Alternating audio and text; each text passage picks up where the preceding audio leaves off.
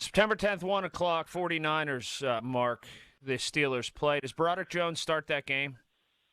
That's going to be the million-dollar question. I don't think he does because I think they just want to be a little bit cautious. That doesn't mean week 3, the week 4, week 5.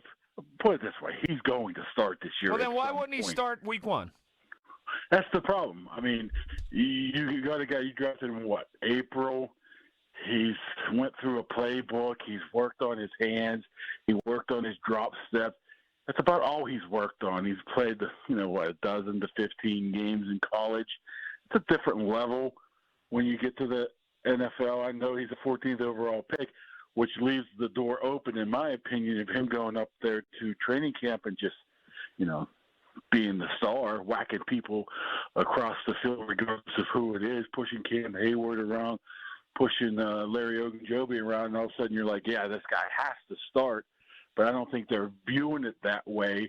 I think they would like to see him build up to that part right now. It's just a lot to ask for a guy that doesn't put the helmet on or the shoulder pads on until, what are we looking at, a month before the season starts, a month before Bosa comes to town and tries to speed rush you to death.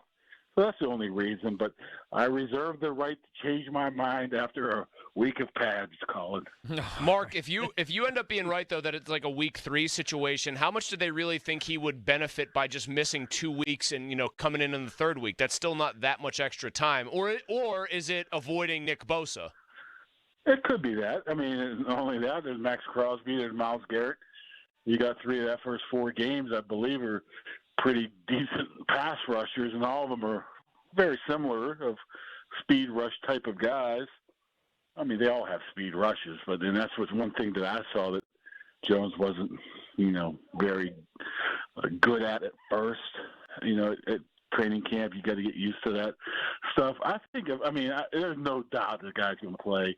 There's, number one, no doubt that somebody's going to get hurt on the offensive line, and things are going to have to be switched up maybe sooner than later.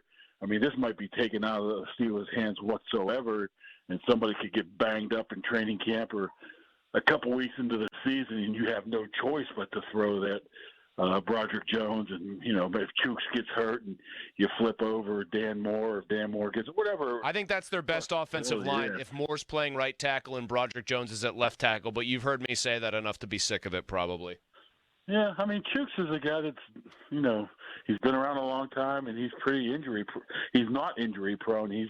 I don't know if he's missed any games whatsoever, and availability is the best of ability, type of situation. So.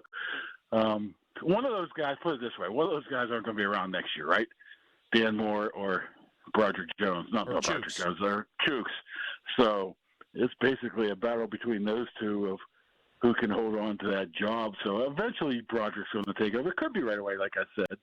I mean, he could show surprise all of us. He can pounce everybody up there and put him in there. But I just don't think they're going in with that mindset.